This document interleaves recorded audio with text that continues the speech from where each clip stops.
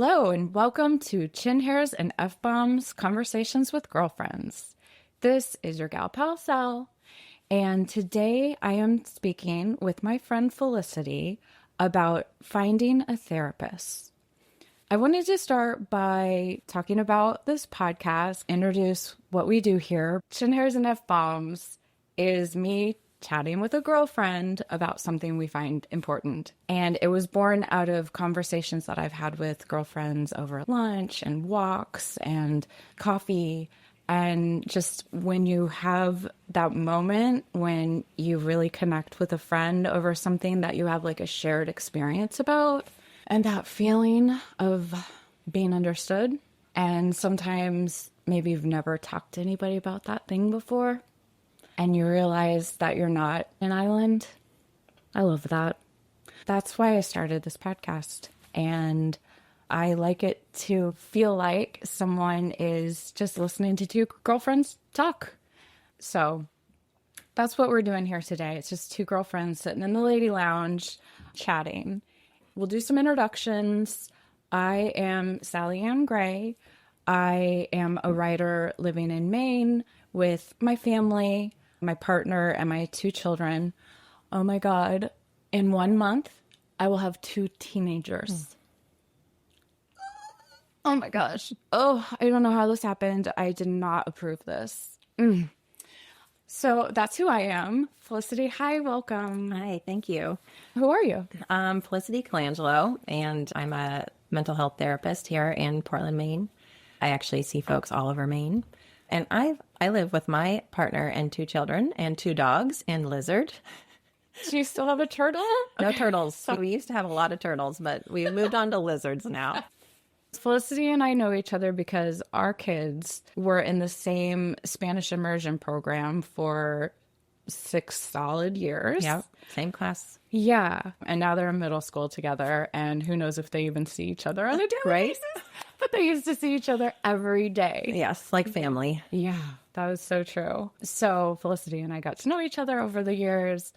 I think when I realized I was like, I want to be friends with her, was probably in Bob and Alicia's kitchen. Oh, yeah. I really think That so. party. Yeah.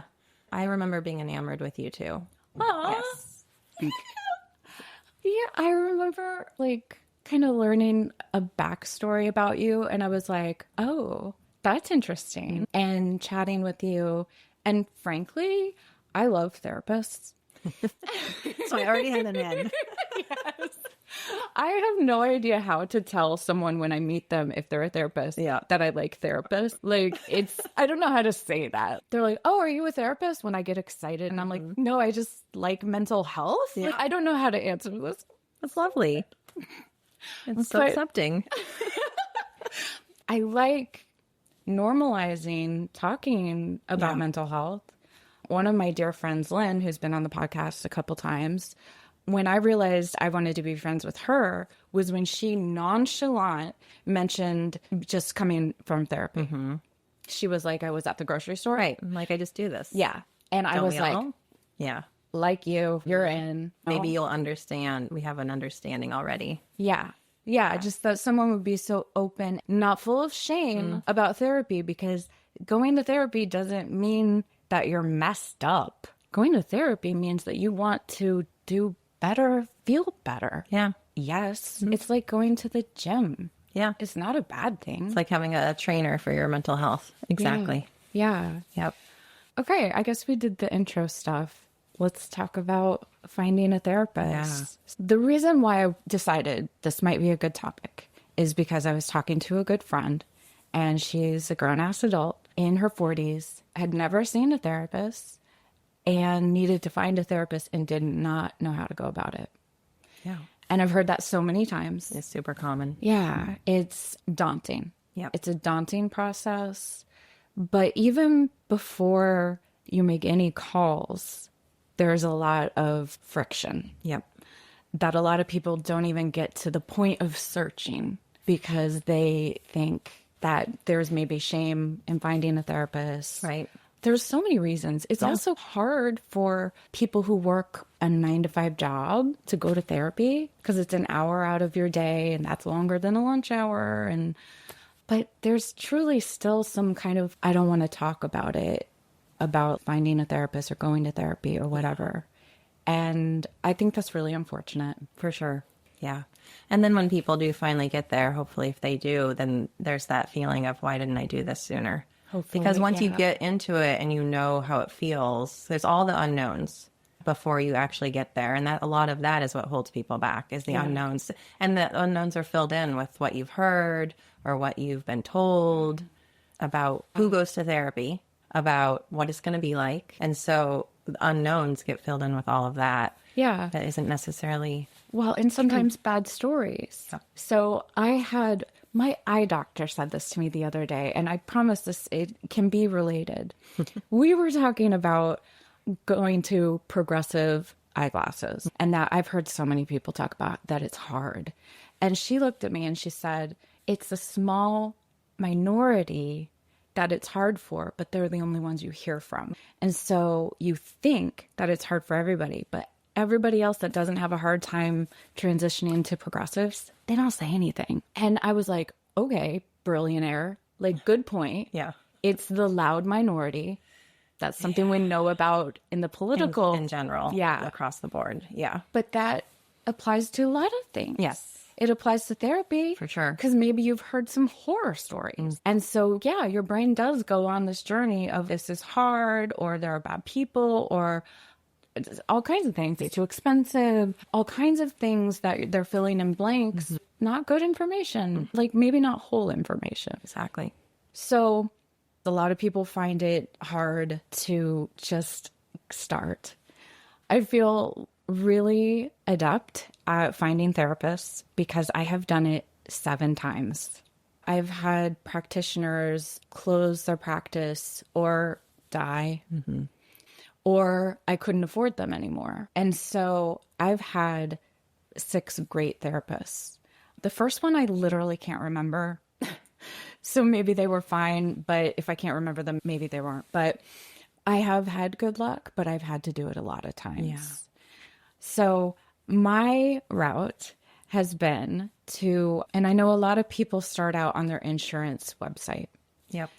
And I have not had luck with that route. Have gone to my insurance website, searched for psychologists or mental health or whatever the criteria was, got a huge list of just names and numbers. Right.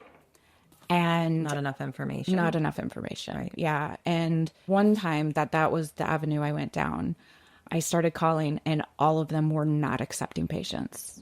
And I got so discouraged that I gave up. Yeah. There were multiple times that I gave up. Yeah. It's so easy to give up, especially if you're looking for a therapist and you're feeling really like you're ready for some help. There's probably a reason. Yeah. And that's not the time to be turned down over and over again. Oh my God, that's so true. Yeah, there was a time that I was really in distress and I needed someone. Yeah. And I was turned down over and over. And it was really dejecting. And I felt hopeless. Yeah. I'm sorry. Yeah. Luckily, I pushed through. And that's when I found my favorite therapist. And frankly, when I talked to her on the phone, I wasn't sure it was a fit. I really wasn't. She was kind of soft spoken. And I was like, I don't know. She seemed maybe unsure. But she was the only one who was available. And so I made my appointment and I met with her. And I think it may have been by the end of the second appointment that I was convinced, but not even after the first appointment. Yeah. But I kept going. You got to know her a little bit better. Yeah. There must have been something in those first 2 that kept you. Yeah. Yeah. Kept you. Oh, one was her dog. And another was a hug. She Nice. gave me a hug at the end of the session, and I Yeah. didn't know you could do that. Yeah. And I was like, oh, yep, you got me. And I loved her. I saw her for the next 2 years and loved her. Wow. But to backtrack, going through my insurance wasn't helpful for me. So what has been helpful for me is going to the website, Psychology Today. I think it's psychologytoday.com. Yep. I think so. And primary thing on their site is searching for a therapist, and you put in your zip code and you can put in your insurance, and there are other criteria that you can search on. I personally prefer a woman to share my deep, dark secrets too. But there are other things too, like specialty, and then hit search and you get this list. On the insurance page, it's just a list of names and numbers. But on that website, it's names, numbers, faces, and like a paragraph about them and about what they do. And so you read it and is it for you? Is it not? And it's way better information. Yeah. Some of them even have videos. That's something that during the pandemic became more popular. Yeah. Was a little video of who you are. So then after you get that list of more helpful information, that's when you start calling or emailing, whatever you feel comfortable with. So that's the way that I have found people, and I've been more successful quicker. So do you agree that's a good route to go? It is. I mean, it's like it's the broadest reach, I think, that you're going to find. There are some other search engines that just aren't quite as big of a net. Like Therapy Den is a good one that you could try, but Psychology Today is a great place to start. Yeah, and it's not perfect. So you might think that they take your insurance and that's old information. That happens. I have found that website is more up to date than my own insurance website. Okay, so that is a great way to start your search and to get some names. The next thing you have to do is call or email somebody. For me, I was a little flustered. I was worried and anxious and not in a good headspace. And so I wrote some things down about myself, about my search, so that I didn't flounder on the call. But can you give us some advice on what someone could say when they're calling someone?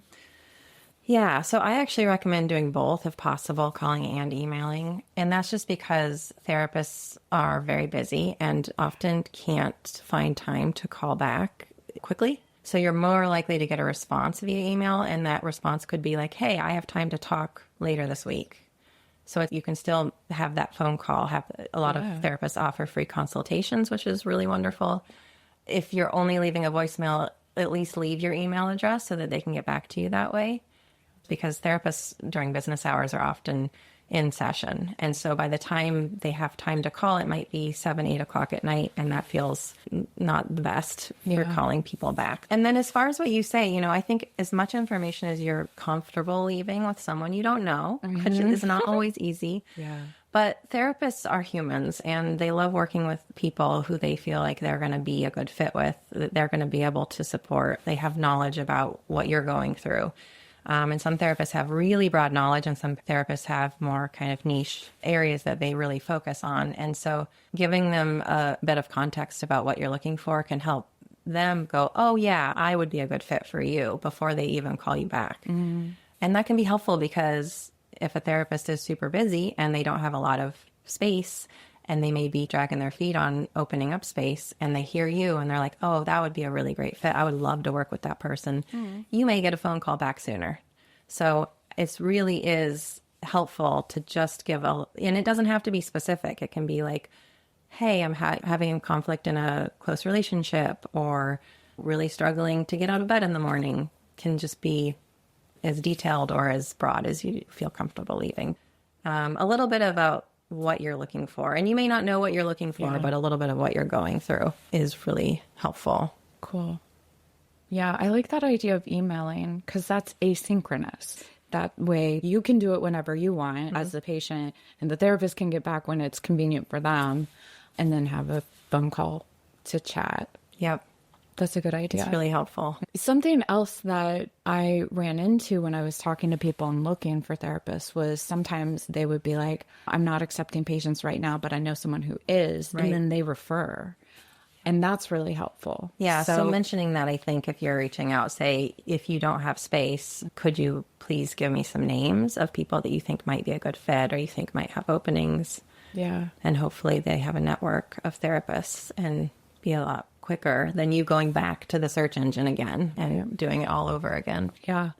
The first therapist that I ever saw when I was 27 and my dad had passed unexpectedly, I saw that person for a while, and then they referred me to a group. And I think I stopped seeing the individual therapists, and went to the group. And that was so helpful for what I was going through. Nice. And so that's something else that can come out of a therapeutic relationship, whether you see someone once or have a phone conversation or whatever, like, and everybody that I talk to, they want to help. I remember one of the times I was looking and just nobody seemed to be taking any patients. Everybody was full and busy and it was crazy. And I could tell that the therapist felt bad turning people away. I could tell they wanted to help and just didn't have the capacity. Absolutely. Yeah. And they were always willing to offer some other recommendation or whatever. Yeah. And asking for it can be that extra little push of, hey, could you help me? Yeah. And whenever I get hey, do you have openings? It's really not enough information. Yeah, that's someone a good just point. reaches out and says, do you have openings? Because I'm not going to have an opening for someone who's not a good fit for me. So I feel like it is really helpful for us to know what you're looking for so that we can direct you, or if we have space, we can start the process of seeing if things are aligned. Good. Yeah. What do you think about people asking their friends? Do you think that's a good idea? I've never really done it because I never know who's actually in therapy. It's hard to be like, hey, you fucked up. I'm kidding. I'm super kidding. But so I have found that to not be very helpful, asking friends. Maybe that's my background coming from the Midwest. I don't know if anyone was in therapy. If you're feeling brave enough to do the social media thing, you might get some from people who aren't super close to you, but just you may be able to get some feedback. But, everyone's so different. So it's hard to know. Even if your friend really loves someone, it may still not be a great fit for you. Yeah, totally. But I will say friends therapists can help find referrals too. Yeah, there you go. So that can sometimes be one way it can be helpful. Yeah. And it's nice to talk to your friends about their therapy. Yeah. Or like that they're going to therapy. Or Totally. It's nice to have that outlet. Yeah. I have learned so much from one of my friends, her therapist, and she has learned so much from my therapist. Like, 'cause we talk about everything. Yes. And yeah, there have been times when I'm like, you made a therapy appointment about this? Like, this is beyond my jurisdiction. Right. I have clients who say, yeah, my sister's doing the things that you've taught me, or they're just spreading the knowledge and the tools and things, which is really awesome. Yeah, it is. Yeah. Let's talk about the money part. Yep. Because that is so real. Some people have insurance that covers some or all of therapy, and some people don't. Some people have to do out-of-pocket cash pay, and that's really important to understand if you have coverage and what your coverage is. I did see one therapist who didn't take any insurance. A lot of therapists don't take insurance. It's becoming more common. It is. And I understand why. Insurance is such a pain in the ass and they don't pay you enough. And it's not a good system. No. It's important to find out first what your coverage is. Yeah. So come in with that knowledge. Like I usually end up calling and talking to a person on the phone to figure out what my coverage is. Right. What it means. And to do that, just in case people don't know, there's some language that can be helpful that you probably know. So you're asking for, most people are doing outpatient, it's called, if you're going to go see a therapist in their office or even on telehealth. But so it's outpatient behavioral health coverage. And they might be able to get you there, but I think it's helpful to just know that's what you're looking for. Thank you. Yeah. It's like the secret word. Right. Secret magic code word. And a lot of policies have their policy is different for medical versus behavioral health. I'm not sure why, and sometimes it's for the better. Sometimes behavioral health will be covered without deductible having to be met, which is amazing. Whereas medical wouldn't. Just depends on your policy. So it's good to get educated. And also, I forgot one piece that's important is once you find out if the therapist is in network with your insurance, you have to ask for that because in-network and out-of-network will be different coverage. So it's outpatient behavioral health with an in-network provider or an out-of-network provider. Yep. So an in-network provider is going to, as the patient, it's going to cost you less. Out-of-network provider, it's going to be a different cost and it's going to be larger. Yeah, and then there are those that don't take any insurance at all, and you just pay them the cash rate. Is that what they call it? Yeah, private pay rate Private or pay. self-pay rate. And it's worth it to ask if they have a sliding scale, if that's something that you are needing. Yep. Because even if they're not advertising it, some do have a sliding scale, have a certain number of openings that they can afford to take at a lower rate. Yeah, totally. Because they're aware that it's expensive and Yes. it's not something that everyone can afford. Yeah. So that's part of the conversation, right? And you can do that in your email or your phone call initially, is just saying, hey, I want to use this insurance. Are you in network Yes. with it? That's a good first step if you need to use your insurance, because that might. Yeah. Depending on your circumstances, that's a deal breaker. Right. Absolutely. Yeah. A good, important part of that first conversation. Yeah. And some out of network policies do cover at least a percentage. So that's something that you could look into as well. Right. Pain in the ass. Yep. Serious part. Let's talk about once you find the person. Yeah. And then getting started with them and then knowing, is this a fit or not? Am I going to get what I want out of this? Yeah. What do you recommend? Do you think we should talk a little bit about questions for them in that consult call that maybe I didn't go into depth on that? Yeah, please. If you do get a consult call, that's a nice time to ask the questions that are going to maybe sift through. So first of all, maybe hopefully through Psychology Today, you've gotten an idea of who they work with. But some of them are a little bit broad. I really like to know if a therapist has a certain kind of area of work that they love or that they most enjoy, because you're going to know that they're going to really be good at that, and that you're going to feel good if you're working with someone who's really dedicated to working in certain areas of mental health. Right. Like specifically what? So anxiety. Some people love to work with anxiety, and they have so much knowledge and have seen lots of success working with clients with a lot of anxiety. And so when you say, gosh, I've just had anxiety my whole life, and they might be like, awesome, let's get you some help. Let's get you to a place where you're not feeling like that all the time. Yeah. Whereas maybe you have a lot of anxiety and this person's like, yeah, I do anxiety. That's one of the things I do because I have to, right? Or whatever.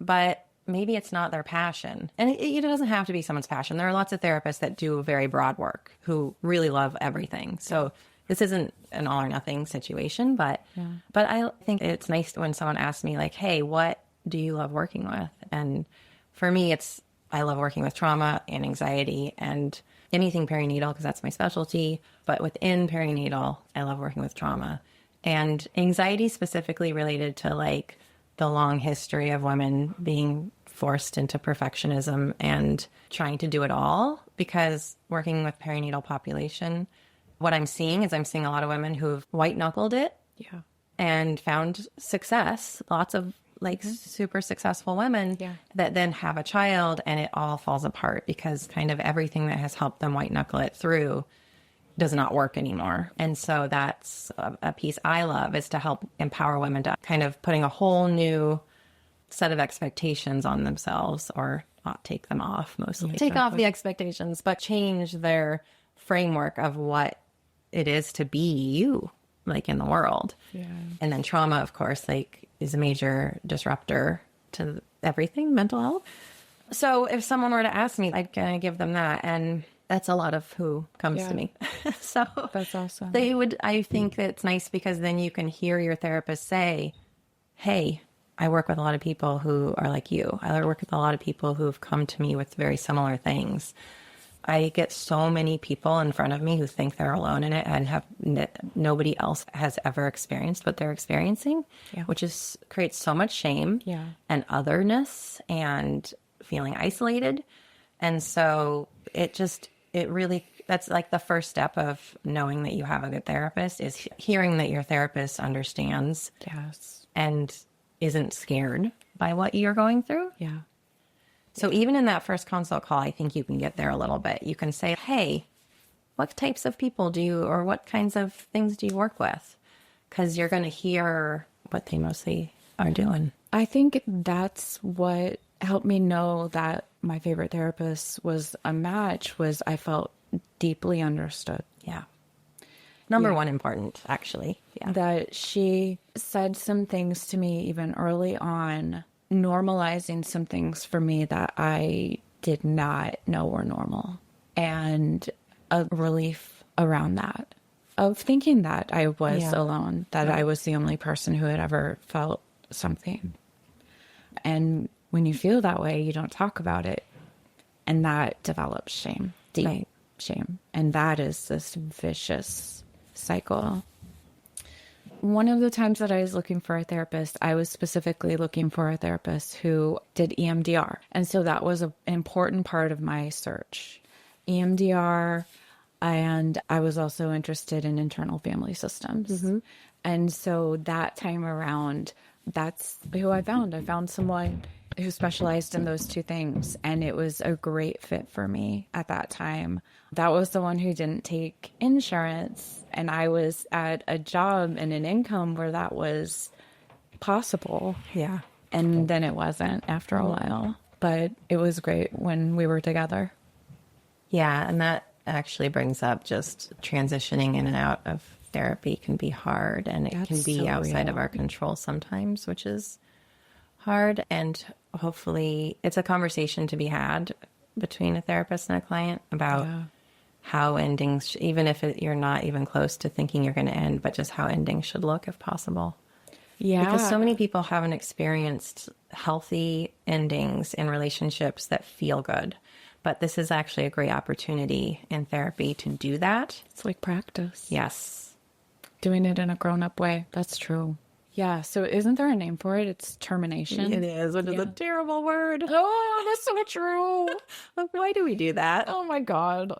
No. Someone messed I up don't on ever that. use that word. Yeah. That's what we call it. And aren't there different ones? Forced or... Gosh. Yeah. When you don't get a choice, that's actually complicated grief. Oh. And I didn't get a choice in 3... Yeah. or I don't know, many of my therapy relationships, I didn't get a choice. Bath closed her practice. Wendy died.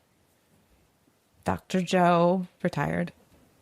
Molly, I just couldn't afford anymore. That was not a good feeling. No.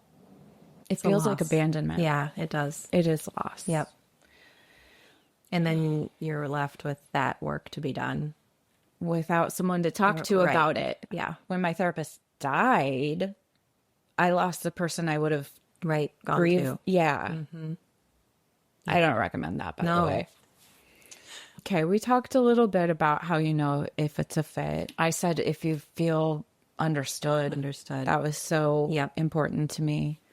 How about you? Like, as a therapist, Uh-huh. how do you know when it's a fit? Yeah, it's the kind of the thing I was saying about feeling like what they're coming to me with feels like I know how to proceed, or like I have the tools. You know, I get excited, and I get excited for their future feeling better. And I'll say that. I'll be like, phew, I'm so glad you're here. We're going to get you to a place that feels better. And I truly believe it because I have worked with so many people, and I do know that change is possible. And a lot of times they don't know that. Yeah. And so if I can say that to them, I've seen it. And there's no reason that you can't be that person that change happens for. There's no reason you can't feel better. Yeah, for me, it's actually, I get excited still, which is great. Yeah. I love what I do. And I think you feel that as the client. I think you feel held, like you don't have to do this by yourself anymore. The understood piece that you talked about, which is all part of feeling some form of safety. And you may not feel safe immediately because some people haven't felt safe their whole lives. Yeah. But if you can feel like there's a possibility that you could be safe with this person, that is huge and that is important. And that is where the work happens. And it's important to feel like you at some point you can be whoever you need to be with your therapist, and that at some point you could tell them you want something different from them. It may not happen in the first few sessions because there's that relationship that needs to be established. The therapeutic relationship needs to feel safe, but a good therapist needs to be able to be told, hey, could you do more of this or less of this? Or this made me feel not great. And your therapist should say, thank you for telling me. Yeah. Because I don't ever want to make you feel not great. And it's not my intention. And so that would be a red flag if they didn't That would be a red accept flag. that well. If they were defensive, Yeah. or they gaslit you and said, no, you don't feel that way or shouldn't feel that way, or most people don't feel that way. Any of Ew. those things would be really horrific. Yeah. So I was going to say, like, there's this combination of feeling understood, like this person gets where you're coming from, but not that they're just going to apply what they know to all of who you are. That they're going to listen to who you are as an individual without being like, oh yeah, well you have anxiety, so you must be this or you must do this. They might be like, do you do this? But it's different from a therapist who's read the books and met with people and then decided that they can just blanket statement, which does happen and can happen early in careers before people get seasoned enough.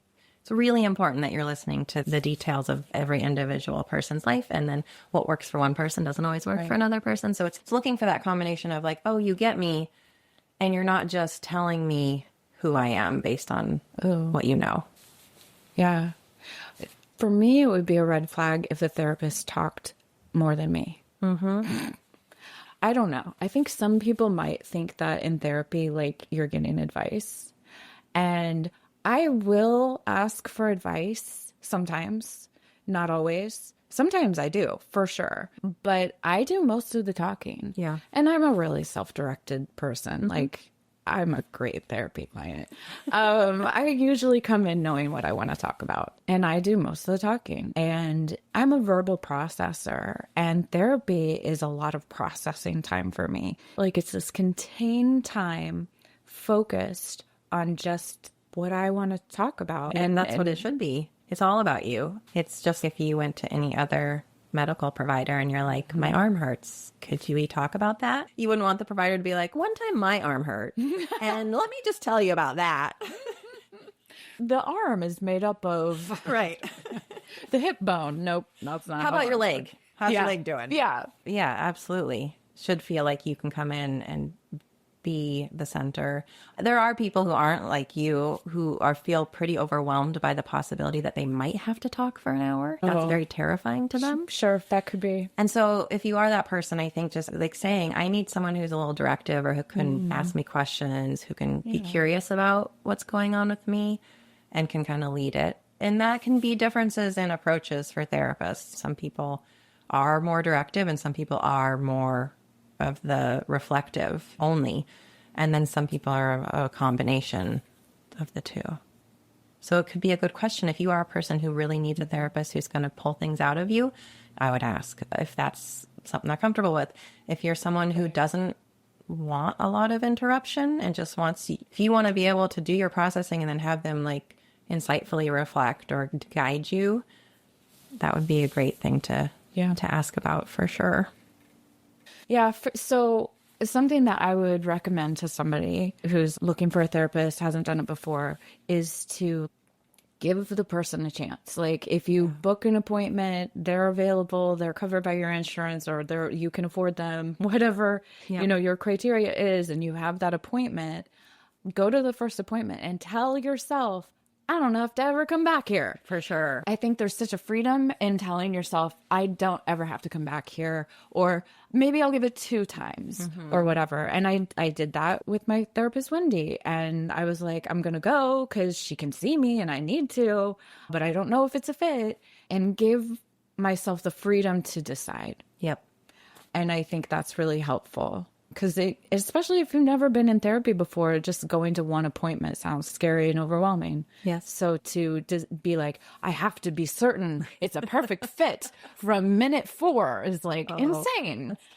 Yeah. Too much pressure. Yeah. Also, you could go to 5 appointments and then decide never to go back. Like, absolutely. It's your money and it's your time. Absolutely. Yes.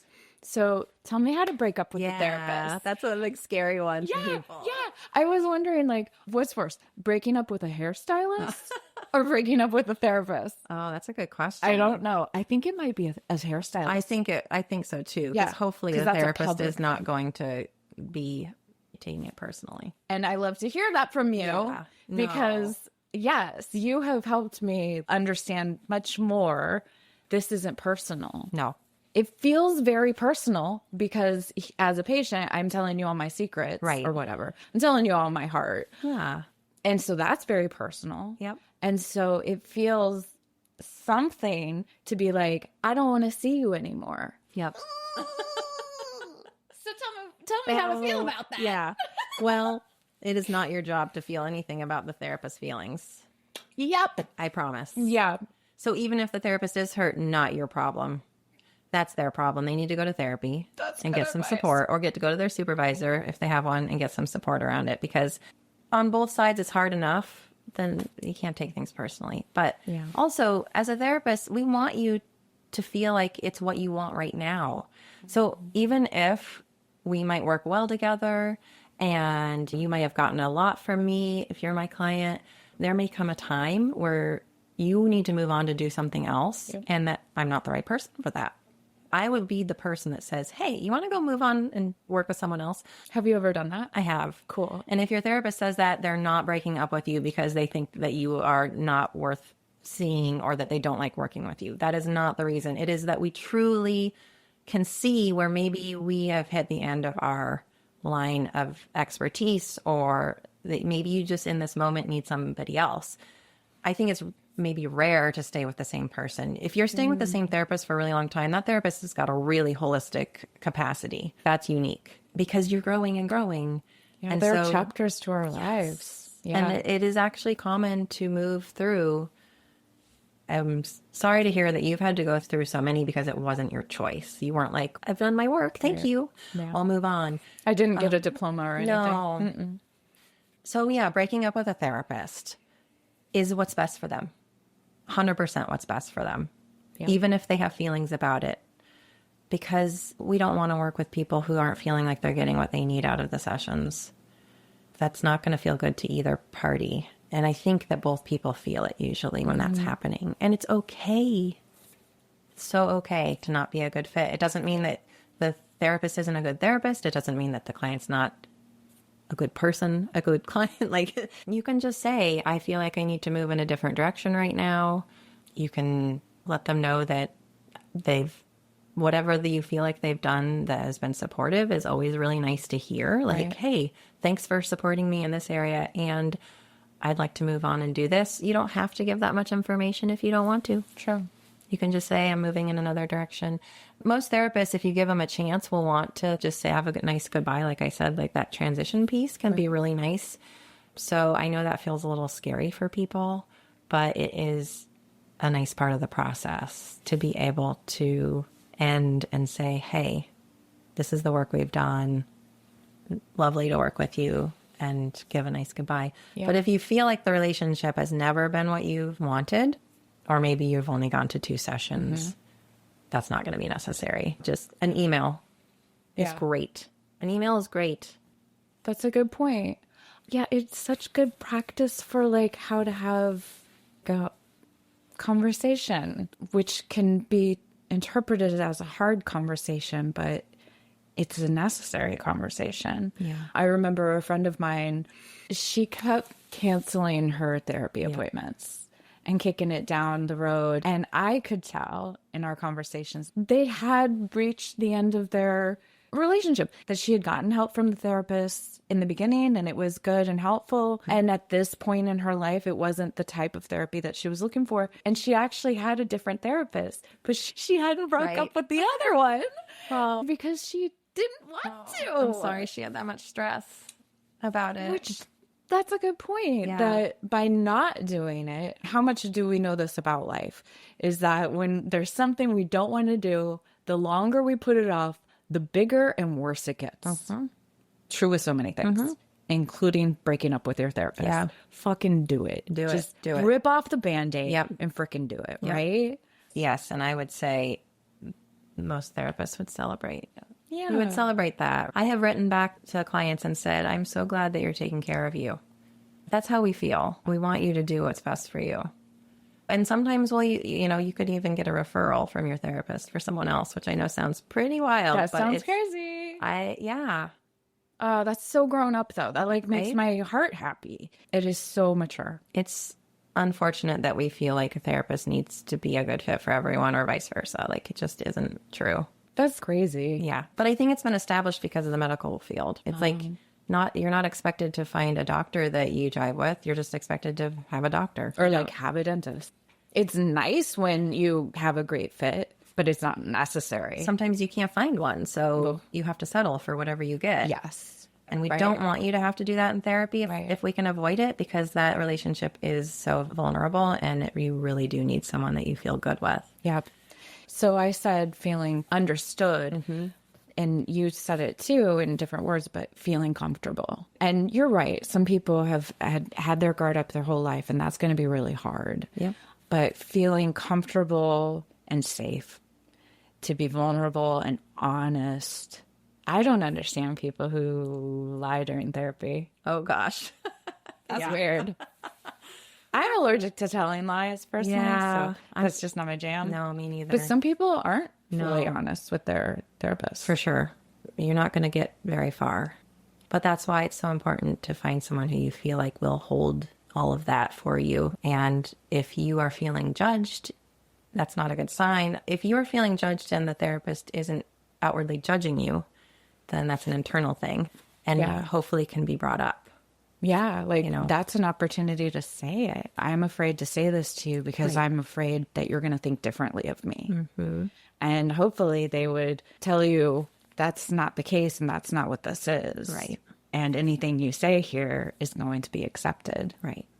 I mean, that's the kind of the premise of a therapist's framework or perspective on the human, is that there's a reason we do and feel and think everything we do and feel and think. And it's aimed at getting needs met. It's aimed at surviving. It's aimed at trying to be okay, even if it looks chaotic and it looks like not okay. Right. That's the goal. Yeah. Sometimes it doesn't look that way. Yeah. But we're trying to get love and belonging. And so that's the lens we see everyone through, is like, so what happened before that? Hey, why did that happen? Not like, oh gosh, I can't believe that happened. But it's always like, I wonder why that happened. I know there's a good reason you feel that way, a good reason that you did something that you did. I have lots of clients who have pasts that feel so dark and shameful that it will take years for them to even tell me someone that they feel safe with. Yeah. But it's such a relief to finally share it and not be shamed and not have someone respond the way you think that they would respond. Yeah. And my last little piece about just the whole topic of like how hard it is to find a therapist is, I think that people feel scared about all the feelings or having to talk about the hardest parts of who they are or what they're going through. Who wants to spend an hour talking about hard shit? That sounds hard and bad. Right? Okay. So even if quote unquote intellectually that it could be good for you, it is very hard to take that step into the fiery furnace of hell that could be having to sit in your feelings.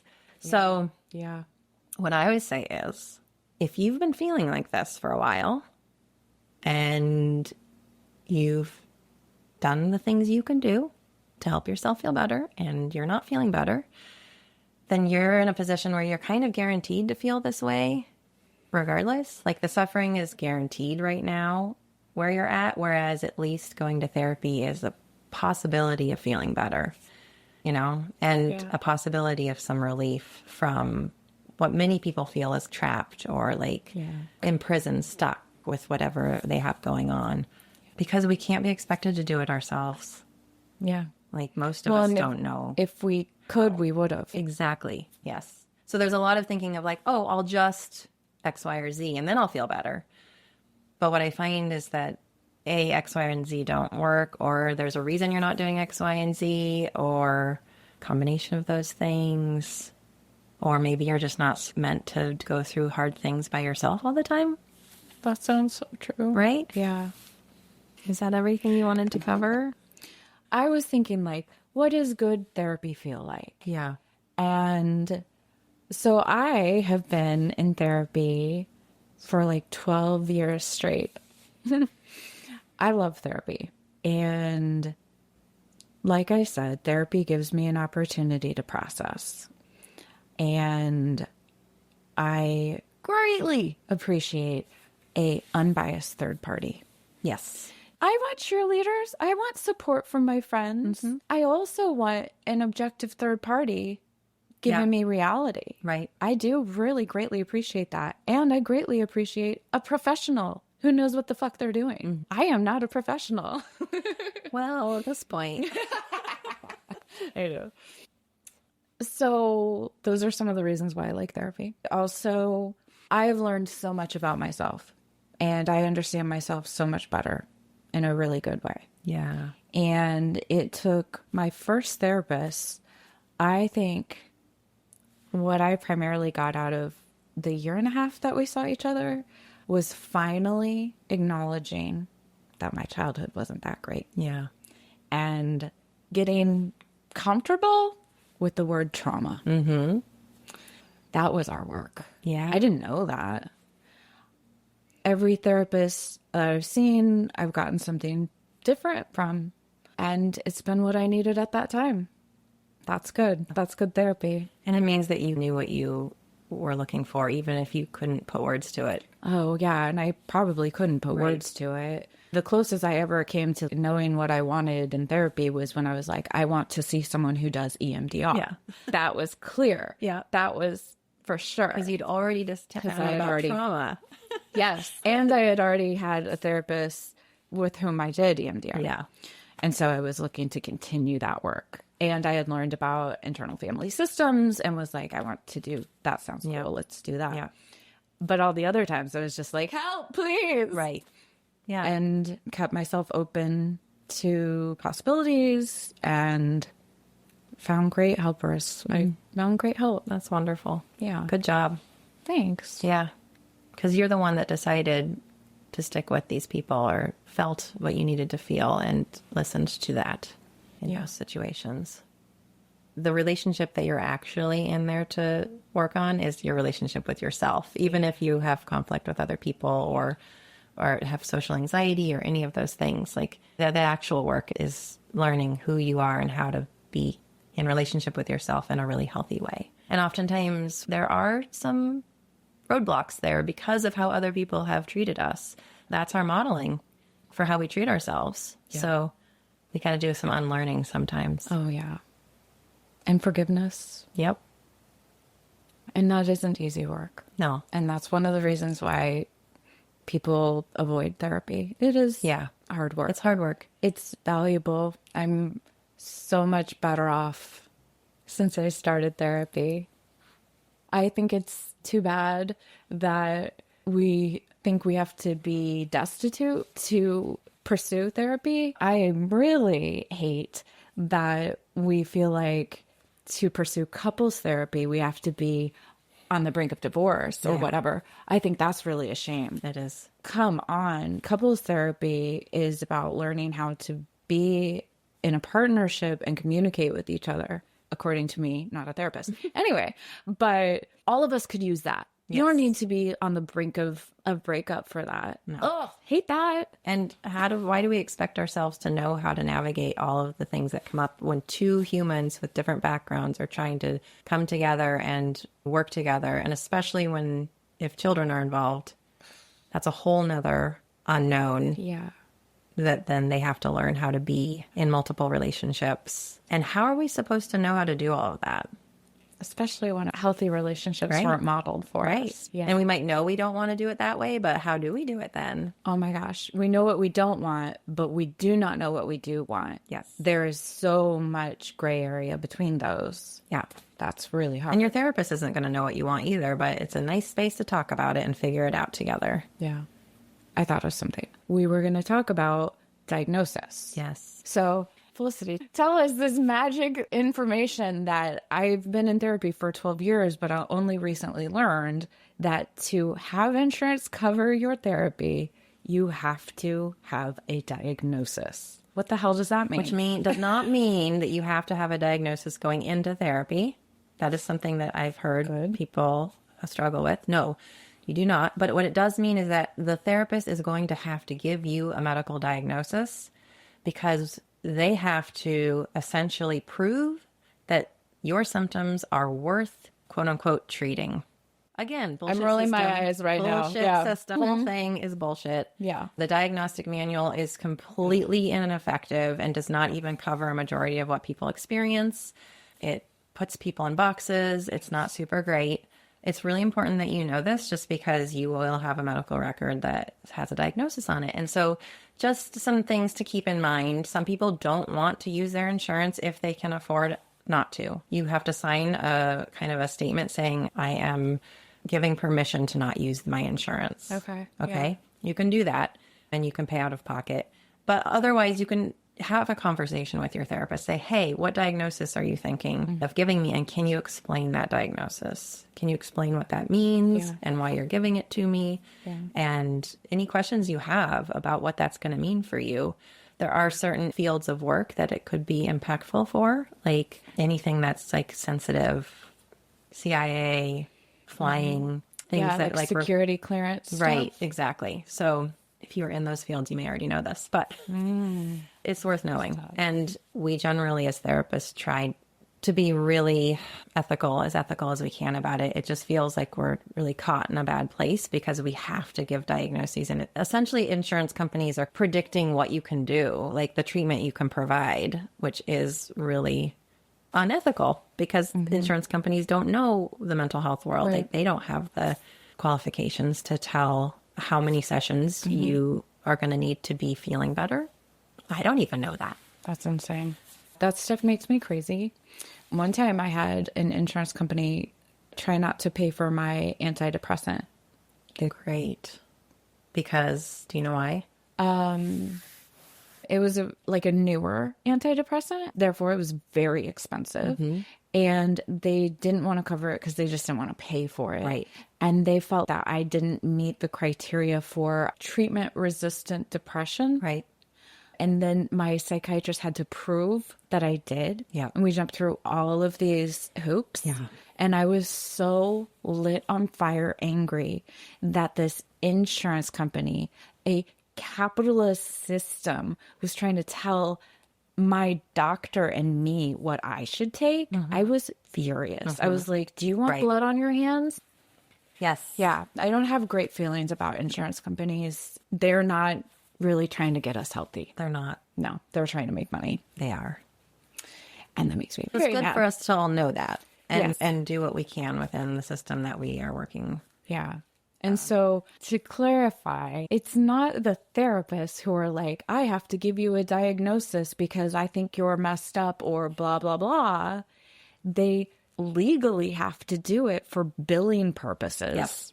Because the insurance company makes them. Yes. And so I went through years of not realizing that my therapist had given me some sort of diagnosis. It was just not even knowing about all of that part of it. I've only recently figured that out. And some diagnoses have these not wonderful titles too. And so I don't want people to be like, oh, you think this is me? But you have to remember that it's like proving it's, and I tell my clients this too, if it comes up, it's just, if you were to read this note, it would look like I am only talking about symptoms that are causing you trouble because we have to prove that there's enough reason to see you. So it just makes me feel like it's not a strengths. We're trained to be strengths-based because obviously focusing on what people bring to the table, that's their strengths and their resiliency are what helps them get through these hard times. But then we have to turn around and tell insurance. I can see how those are misaligned. Yeah. It's really unfortunate. So, yeah.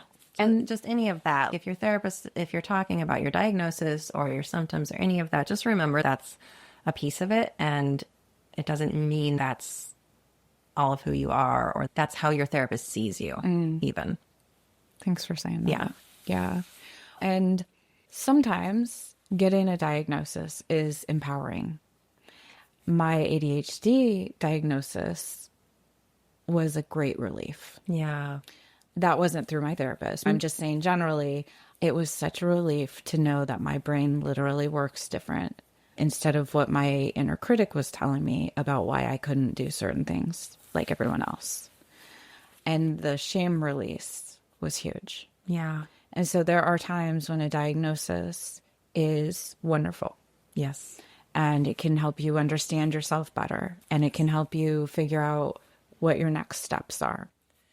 Yeah, and understanding that the main purpose in the therapeutic setting is just to understand, well, okay, what do we do? Like for someone who has a generalized anxiety disorder, see, this is the piece. There it is, disorder.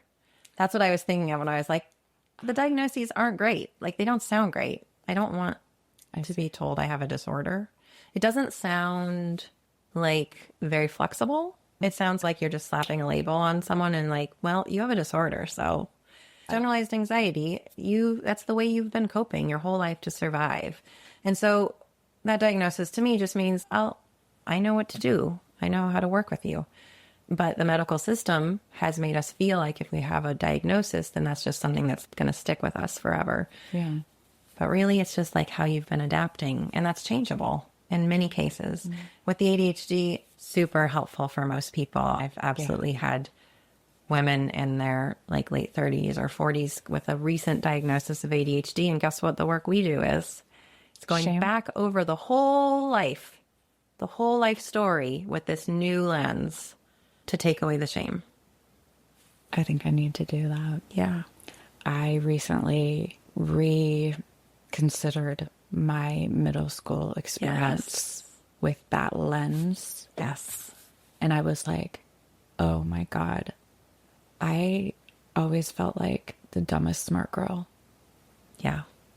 And that wasn't true. That wasn't true. I was surrounded by smart people and it made me feel dumb. But my brain just works different and nobody noticed because I have the quiet kind. Yeah. And I was masking so good. Mm-hmm. Excellent. Excellent masking. A+. Yeah. Yeah, because I like to exceed. Mm-hmm. Oh, God. Yeah. Right. I think we did it. I think we did a really great job. A+. Thank you. My pleasure. Thanks for talking about this. I could talk for hours, I think. Yeah. In all the directions. Like there's so many directions this can go. Yeah. So let's shift and let's do our joy share. A joy share is one thing, big or small or medium, that is currently bringing you joy. So what's bringing you joy? Can I do two? Yeah. I'm going to break the rules. I broke the rules last time. Okay. So the first one is a really kind of a daily one for me. It's that I have two dogs. One's a husky mix and one's a pit bull mix. And they're little opposites, just like my two children. And unlike my children, I put my shoes on in the morning and I put my jacket on and my dogs are like at my feet. They're so happy. They're like smiling and they're so thrilled because mom is going to take them on yet another walk and then to take them into the woods, and they're just running free and they're so happy and they're bounding through the woods, chasing squirrels. And one time a cat was up in a tree in the middle of the woods and I was like, how did that happen? That was an exciting day. Anyway, it's just like the joys in parenting are not always plentiful. Yeah. But these dogs, because their brains are very small, yeah, they're just so happy to be out running in the woods. And so to watch that is like really lovely. Isn't to just beautiful? Watch that, them enjoying their lives, because they aren't thinking about anything else. They're not humans, so they don't have this like chaos happening of what needs to happen later, whatnot. Yeah. They're so present. They are. Yeah, we could learn a lot. Yes. Yes. So that's like a big piece of nice. Positive in my life. And the other little one is just my two daughters have been at odds. They're 10 and 12. They've been at odds kind of their whole lives, mostly just because one needs a lot more attention than the other. And that has caused a dynamic that's difficult. And they have been making music together. Ooh. And I have had little evening concerts when it's time to say goodnight. They're like, but mom, come listen to our song first. And so I get to hear them, my oldest on piano, and both of them singing the same song together. And it's like the most incredible feeling after this many years. And then they sometimes don't even fight until it's over. And it's just really warming my heart. So That's beautiful. I'm so happy. I know. It's a big deal. Yeah. Before I had kids, I think I thought I would feel that way all the time. Ugh. What we didn't know. It's all right. 10 years. That's all. My girlfriend Emily says, before I had children, I was a great parent. Yep. Agreed. Yeah. I'm glad you have 2 joy shares. I might do 2 joy shares. Yeah, please. Okay, so one of my joy shares is baskets. Ooh. Tell me more. I'm in my basket era. Nice. So what happened? One, I'm a big thrifter and I have a lot of baskets. I think baskets are cute. I have a lot of them. And then I find my hands are always full when I'm walking around the house. One, I always have my journal, my phone, and my water with me. That's a lot. My hands are almost full just with those. Then I'm just grabbing things as I go around the house. Like, this doesn't belong here, that doesn't belong here, that needs to go upstairs. And my hands were so full, I couldn't open doors. And I was like, someone open a door for me. And I was like, how can this be done better? And I had a braingasm. About baskets. Yeah. And I was like, wait, what if And so I started carrying a basket around the house, and it has all the little bips and bops that I need, and I can bring things from room to room. And I was like in love with my basket, and I was like, this is brilliant. I'm amazing. And then I just started carrying it outside of the house with me, and it kind of became my purse. And now I just carry this basket with me all the time, and I love amazing. it. And I love it. Yeah. And it makes me happy. It's so like sturdy. It's very sturdy. So when you put something in it, it's going to stay there. Yeah. It's not going to get swallowed. Yeah. And as opposed to a purse, I can find everything in right, here. Exactly. Here's my chapstick. Didn't lose it. No, because it's not like under everything else at the bottom. In the dark, catacombs of my purse. Love my basket. So that is one joy share. And the other joy share is I hosted a slumber party, and it was just grown-ass adults. Awesome. And just ladies, and there were 7 of us. And it was so fun. And we ordered pizza and listened to music and gossiped about boys. Awesome. And the lady lounge was hopping. Yeah. And one of my favorite parts was I looked around, and I had brought these women together. They didn't all know each other. They are my friends. I picked them, but they didn't all know each other. And I looked around the room, and they're all talking to each other and having these mini conversations. And the lady lounge was just full of female energy. And I was like, this is what I always wanted. Yeah. My 2 people were sitting on cushions on the ground, and my record player was going, and there were snacks everywhere. And I was like, this is it. This is the shit. Sounds amazing. It was wonderful. And you did it. I did it. I've wanted to do it for years. I've literally for years been like, oh, never slumber party. Such a good idea. Yeah. So that was adorable, and I loved it. Yes. I love that for you. Thanks. Okay. So we did it. We did it. We did a podcast episode. I really hope this thing has been recording the whole time. Oh. I had a panic attack in the middle where I was like, did I push the right button? Yeah. This is fantastic. And truly, thank you for sharing and talking. And I'm so glad to have a therapist talk to me about finding a therapist. And I super hope that someone listening to this feels empowered and hopeful to go forth and talk to somebody and feel better. Yes, me too. Yeah. Because there is a therapist out there for you. Okay. All right. This has been Chin Hairs and F-Bombs, Conversations with Girlfriends. I am your gal pal, Sal. Thank you for listening, because if you're listening to my voice right now, that means you got all the way to the end of this episode. And if you did that, you're my favorite. And I'm going to ask you a favor. Please tell someone that you love, or whatever, I'm not the boss of you, tell them about this podcast, this episode or a different episode. Tell your friends, please. I'd love more people to know about it. And right now I'm just like telling people I meet at the gym.